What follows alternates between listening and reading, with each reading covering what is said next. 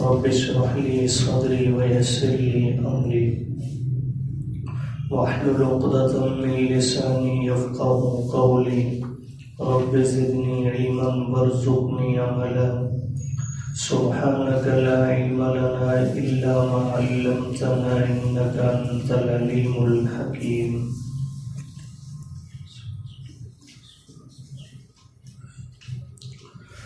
قالت الأعراب کہنے لگے دیہاتی لوگ آمنا ہم ایمان لائے.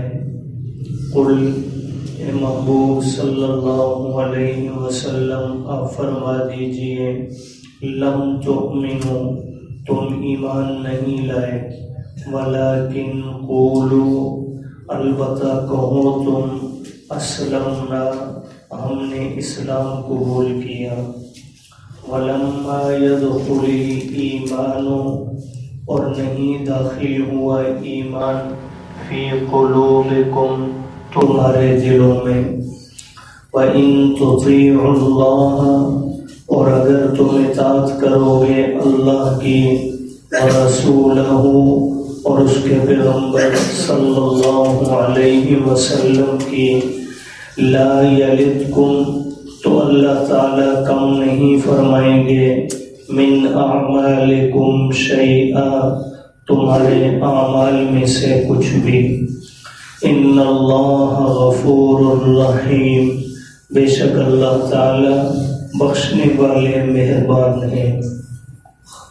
انما المؤمنون الذین بے شک ایمان لانے والے وہ لوگ ہیں آمنوا باللہ جو ایمان لائے اللہ پر ورسولہ اور اس کے پیغمبر صلی اللہ علیہ وسلم پر ثم لم یرتابوا پھر انہوں نے شک نہیں کیا وجاہدوا باموالہم اور جہاد کیا اپنے مالوں کے ساتھ وانفسہم اور اپنی جانوں کے ساتھ فی سبیل اللہ اللہ کی راہ میں.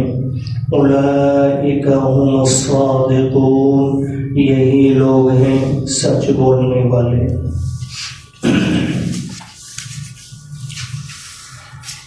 سورہ حجرات میں اللہ پاک نے آداب معاشرت بیان فرمائے. تقریباً درجن بھر اصول اور آداب آپ کے سامنے ماقبل کی آیات میں آ چکے ہیں. ان آخری آیات میں اللہ پاک نے دو شکوے بیان فرمائے ہیں. ایک شکوہ آج کے درس میں ان دو آیات میں شامل ہے اور ایک شکوہ آنے والے درس میں آخری دو آیات میں آئے گا.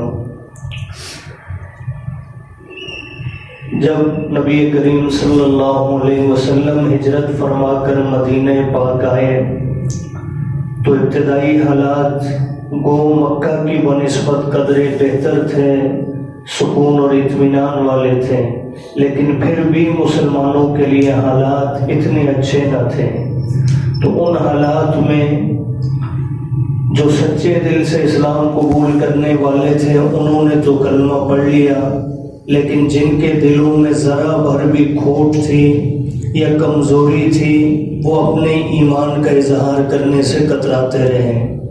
یہاں تک کہ جب سن 7 ہجری میں آپ علیہ السلام نے عمرہ کا ارادہ فرمایا تو اس ڈر سے مدینہ کے دیہاتیوں نے آپ علیہ السلام کے ساتھ سفر نہیں فرمایا کہ کہیں مکہ والوں سے جنگ ہو گئی تو ہم مارے نہ جائیں. تو اس طرح کے کمزور لوگ موجود تھے. ان میں یاد رہیں ایک تو منافقین کا طبقہ تھا جو ظاہر میں کلمہ پڑھنے والے تھے، باطن میں ان کے ایمان تھا ہی نہیں. اور کچھ وہ لوگ بھی تھے جو کمزور تھے، جیسے آج کل ہمارے ہم بھی ابھی آ کر سکون سے اطمینان سے نماز پڑھنے کو تو چلیں قدرے ہم پھر بھی تیار ہیں، لیکن یہی نماز آج ہمیں جا کر مسجد اقصیٰ میں پڑھنی پڑ جائے اور یہ امکان ہو کہ ابھی یہود کی طرف سے بم بھی گرایا جا سکتا ہے تو شاید ہم اتنی ہمت نہیں کر پائیں گے. یہ ہماری کمزوری ایمان ہے. یہ نہیں کہ ہم مومن نہیں، ہم مومن ہیں لیکن ہمارا ایمان اعلیٰ درجہ کا نہیں. جہاں ہمیں نظر آتا ہے کہ کہیں جان بھی جا سکتی ہے تو وہاں ہم پیچھے ہٹ جاتے ہیں. تو اس طرح کے لوگ بھی موجود تھے. آہستہ آہستہ حضور علیہ السلام کی تربیت میں ان کے ایمان کو ترقی ملتی گئی اور وہ پھر اعلیٰ درجات پر فائز ہوئے. تو آج کی آیات میں اللہ نے یہ پہلا شکوہ پیش فرمایا. جب مسلمانوں کے حالات قدرے اچھے ہوں گے، مسلمان بدر، احد، خندق کے مارکے جیت چکے، صلح حدیبیہ کی صورت میں بھی فتح مل گئی، اس کے بعد خیبر فتح ہو گیا. اب یعنی ہر ایک کو یقین ہو گیا کہ یہ جماعت اب رکنے والی نہیں، اب سب کو زہر کر کے رہیں گے. تو جو جیتنے والا ہو تو سارے اس پارٹی میں چلے جاتے ہیں. یہ تو ہمارے ہاں ماشاءاللہ اس کا ہمیں بڑا اچھا تجربہ ہے. ہمیں نظر آتا ہے کہ جس کی گڈیاں اڑنے والی ہیں ہوا میں تو ہم سارے اسی ڈور کو پکڑ لیتے ہیں. تو اس دور میں بھی یہ تھا. جیسے ہی انہوں نے دیکھا کہ نبی کریم صلی اللہ علیہ وسلم اور آپ کے صحابہ اب مضبوط ہو چکے اور انہیں تو اب زیر کرنا مشکل ہے، تو اب آہستہ آہستہ وہ لوگ بھی حضور کے ساتھ دل سے تھے، یعنی آ جاتے کہ ہم بھی کلمہ پڑھ چکے ہیں، ایمان لا چکے ہیں. تو اللہ پاک نے یہاں ایسے ہی ایک طبقے کا ذکر فرمایا. بعض مفسرین نے لکھا ہے یہ قبیلہ بنو اسد کے لوگ تھے جو علیہ السلام کے پاس آئے اور آ کر انہوں نے کہا اے اللہ کے رسول ہم بھی ایمان لا چکے، یعنی آج کے بعد جو غنیمتیں حاصل ہوں ان میں ہمارا بھی حصہ رکھا کریں، ہمیں بھی حصہ دیا کریں، ہم بھی مسلمان ہیں. تو اللہ پاک نے اس موقع پر یہ آیت کریمہ نازل فرمائی. فرمایا قالت الاعراب، کہنے لگے دیہاتی لوگ. یہاں یہ نقطہ بھی قابل غور ہے.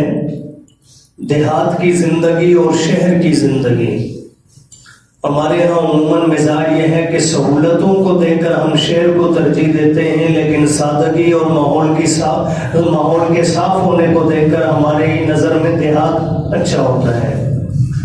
لیکن یاد رہے نبی کریم صلی اللہ علیہ وسلم نے دیہات کی زندگی کو پسند نہیں فرمایا. ایک حدیث مبارکہ میں آپ علیہ السلام نے فرمایا من سکن البادیۃ فقط جفا، جس نے دیہات کی رہائش، شہر میں سہولت ہونے کے باوجود وہ رہ سکتا ہے لیکن پھر بھی دیہات کی زندگی کو ترجیح دی، اس نے اپنے اوپر ظلم کیا. اب وجہ کیا ہے؟ وہ تعلیم کی سہولیات دیہات میں آپ کو میسر نہیں ہوں گی جو شہر میں ہیں، وہ صحت کی سہولیات آپ کو دیہات میں میسر نہیں جو شہر میں ہیں، وہ جو ہے سفر کی سہولیات آپ کو دیہات میں میسر نہیں جو شہر میں ہیں. تو اللہ نے دنیا ہماری سہولت کے لیے پیدا فرمائی ہے. ہمیں ایک جانب سہولت ملے، ہم اسے چھوڑ کر دانستہ طور پر جا کر مشکلات کو اختیار کریں تو یہ اچھا فیصلہ نہیں ہوتا. اس لیے اور دیہاتی لوگ یہی وجہ ہے، تعلیم کی کمی اور بہت ساری چیزوں کی کمی کی وجہ سے ان میں جھگڑے کی بھی کثرت اور بہت ساری چیزوں کی کثرت ہوتی ہے. بات پہ آپس میں لڑ پڑنا، یہ ساری چیزیں پائی جاتی ہیں. تو فرمایا کہنے لگے دیہاتی لوگ آمنا، ہم ایمان لے آئے. فرمایا قل، اے میرے حبیب صلی اللہ علیہ وسلم آپ ان سے فرما دیجئے لم تؤمنوا، تم ایمان نہیں لائے، ولیکن قولوا اسلمنا، یہ کہہ سکتے ہو تم کہ ہم نے اسلام قبول کیا. یہ میں پہلے بھی وضاحت کر چکا ہوں. آج ہماری بھی سوچ یہ ہے کہ شاید صرف کلمہ پڑھ لینا کافی ہے. حالانکہ کلمہ پڑھ لینا یہ ہمارے ایمان کی بنیاد ہے، یہ کافی نہیں ہے. یہ اس کے لیے کافی ہے ادھر کلمہ پڑھا، اسے زندگی نے موقع ہی نہیں دیا اور وہ دنیا سے چلا گیا، اس کے لیے کلمہ کافی ہے کہ اس کی زندگی میں نیکی کا جو وقت تھا وہ کلمہ پڑھنے تک ہی تھا. اسے نماز کا موقع نہیں ملا، اسے روزہ کا موقع نہیں ملا، اسے زکوٰۃ کا موقع نہیں ملا، جہاد کا موقع نہیں ملا، اس کے لیے کلمہ کافی. اور جو حدیث میں آتا ہے نا من قال لا الہ الا اللہ دخل الجنہ، وہ ایسے ہی لوگوں کے متعلق ہے. اب یہ نہیں کہ کلمہ پڑھ لیا اس کے بعد نماز کا وقت ہے، سوئے رہیں، گپوں میں لگے رہیں، رمضان کا مہینہ ہے روزے نہ رکھیں، زکوٰۃ فرض ہو جائے، نہ نصاب کا پتہ نہ ادا کریں، کبھی حج فرض ہو جائے. اب عموماً ہمارے ہاں یہ سرکاری ملازمین ویسے تو چلے زندگی میں اتنا سرمایہ اکٹھا کرنا اب جبکہ آج تقریباً 15-20 لاکھ تک پہنچ چکا ہے، سرکاری بھی شاید 12-15 لاکھ تک ہے، تو صاحب استطاعت پر تو جو ہے حج فرض ہوتا ہے، تو اتنی استطاعت تو بظاہر ہر ایک کے لیے جو ہے ممکن نہیں ہوتی، لیکن جو سرکاری ملازمین ہوتے ہیں جب ان کی ریٹائرمنٹ ہوتی ہے تو اکٹھے پینشن ملتی ہے۔ اب وہ اس کے سامنے بہت ساری ضروریات، گھر بنا ہوا ہے تو تب بھی سوچ ہوتی ہے کہ مزید پراپرٹی بنا لی جائے اور بہت سارے پلان ہوتے ہیں، لیکن ان پر یاد رہے حج بھی فرض ہو جاتا ہے۔ اب ان کے پاس اتنی استطاعت موجود ہے کہ وہ جا سکتے ہیں۔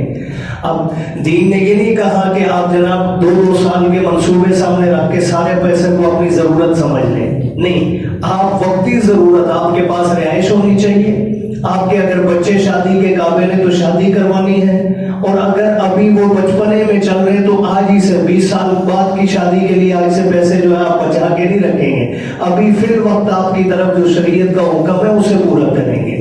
تو اس لیے ایسے لوگوں پر بہت سارے حضرات، میں چونکہ نام نہیں لیا کرتا لیکن میرے نالج میں بھی ہے کہ ایسا سرمایہ رکھنے والے حضرات موجود ہیں، لیکن ان کے علم میں نہیں ہے کہ شاید ہم پر حج فرض ہے، تو ایسے حضرات جو ہے وہ اس حکم کو بھی پورا فرمائیں۔ تو بہرحال تو صرف کلمہ پڑھ لینا کافی نہیں ہے، یہ کلمہ اسلام میں داخلہ ہے۔ فارم، ہم نے داخلہ فارم فل کر لیا ہوتا ہے، جیسے کسی بھی ادارے میں اسکول میں جاتے ہیں تو بچے کا ایک داخلہ فارم فل ہوتا ہے، یہ داخلہ فارم فل ہو گیا، اب وہ بچہ باقاعدہ اس ادارے کا حصہ تب بنے گا جب اس کے سارے رول فالو کرے گا، وہاں جو کچھ چاہیے وہ ساری ریکوائرمنٹ وہ پوری کرے گا، تو تب وہ بچہ اس اسکول کا حصہ کہلائے گا۔ یہ نہیں کہ فارم فل کرنے سے وہ فارم فل کر لیا واپس آ کے گھر میں بیٹھ جائے، اسے کوئی بھی اپنے اسکول کا طالب علم نہیں کہتا۔ تو یہ کلمہ فارم فل کرنا ہے بس، اس کے بعد ہم نے اپنے آپ کو ایمان میں داخل کرنا ہے، وہ کیسے؟ عبادات کے ساتھ، اعمال کے ساتھ۔ تو اسی لیے اللہ نے فرمایا، اے میرے محبوب آپ ان سے فرما دیں، لم تؤمنوا، تم ایمان نہیں لائے، ولکن قولوا اسلمنا، ہاں یہ کہو تم کہ ہم نے اسلام قبول کیا، وَلَمَّا يَدْخُلِ الْإِيمَانُ فِي قُلُوبِكُمْ، نہیں داخل ہوا ایمان ابھی تمہارے دلوں میں۔ ایمان تو تب جب صبح صبح سردی میں اٹھ کر آؤ گے، نماز پڑھو گے، جہاد کا موقع آئے گا، جہاد کرو گے تو پھر پتہ چلے گا کہ ایمان آ چکا ہے تمہارے اندر۔ فرمایا وَإِن تُطِيعُوا اللَّهَ وَرَسُولَهُ، اگر تم اطاعت کرو گے اللہ کی اور اس کے پیغمبر صلی اللہ علیہ وسلم کی، تو اللہ کو تم سے ذاتی دشمنی نہیں کہ لا یلدکم من اعمالکم شیئا، اللہ تمہارے اعمال میں سے کچھ بھی کم نہیں کریں گے، جتنی نیکی کرو گے اس کا اجر ضرور ملے گا تمہیں۔ ان اللہ غفور الرحیم، اور جو پہلے گناہ ہو چکے ان پر توبہ کر لو، اللہ بخشنے والے مہربان ہیں۔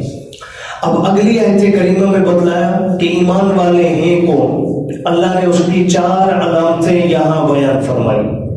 فرمایا انما المؤمنون، بے شک ایمان والے، الذین وہ لوگ ہیں، آمنوا باللہ، پہلی نشانی اللہ کی ذات و صفات پر ایمان لانا، اللہ تعالیٰ کی ذات و صفات پر، اللہ ذات میں وحدہ لا شریک، اور اللہ کی جتنی صفات ہیں سب پر ایمان لانا، عالم الغیب وہ ہے، مشکل کشا وہ ہے، حاجت روا وہ ہے، ضرورتیں پوری کرنے والا وہ ہے، یہ ساری باتوں پر ایمان رکھنا، یہ پہلی شرط۔ وَرَسُولِهِ، دوسری علامت، اللہ کی ذات کے بعد اللہ کے پیغمبر پر ایمان لانا۔ اب حضور کی ذات پر صرف نبی ماننا کافی نہیں، بلکہ حضور علیہ السلام کو خاتم النبیین ماننا یہ ایمان کا جز ہے۔ تیسری شرط فرمایا ثم لم یرتابوا، جب ایمان قبول کر لیا تو پھر اس میں شک نہ کریں، ادھر کہہ دیتے ہیں لا الہ الا اللہ، اللہ تیرے سوائے عبادت کے لائق کوئی نہیں، اور قبر پر بھی جھک گئے، کسی بزرگ کے آگے بھی جھک گئے احتراماً، تو یہ ہم اپنے عمل سے اپنے اس کلمے کی نفی کر رہے ہوتے ہیں۔ تو فرمایا ثم لم یرتابوا، پھر شک نہ ہو، جو عقیدہ پکڑ لیا اس پر مضبوطی سے قائم ہو۔ اور چوتھی فرمایا وَجَاهَدُوا بِأَمْوَالِهِمْ وَأَنفُسِهِمْ فِي سَبِيلِ اللَّهِ، پھر صرف میٹھا میٹھا دین نہیں، جب ضرورت پڑے تو اللہ کی راہ میں مال اور جان کے ساتھ جہاد بھی کیا ہو۔ اولئک هم الصادقون، فرمایا جن لوگوں میں یہ 4 باتیں پائی جائیں یہ لوگ سچے ایمان والے ہیں، ان کو کہنے کا حق ہے کہ ہم مومن ہو چکے ہیں۔ اللہ پاک ہمیں بھی کامل ایمان نصیب فرمائے۔